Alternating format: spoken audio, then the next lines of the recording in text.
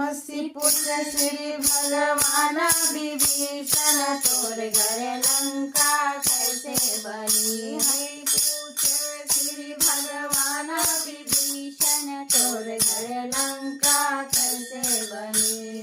कछुअन के तोर लंका बनी है, कछुअन के तोर लंका बनी है। कछुअन लागे केवाड़ी, अरे कछुअन लागे केवाड़ी, विभीषण तोर घर लंका कैसे बनी। हंसी पूछे भगवान विभीषण तोर घर लंका कैसे बनी। सोनन के मोरी लंका बनी है, सोनमन के मोरी लंका बनी।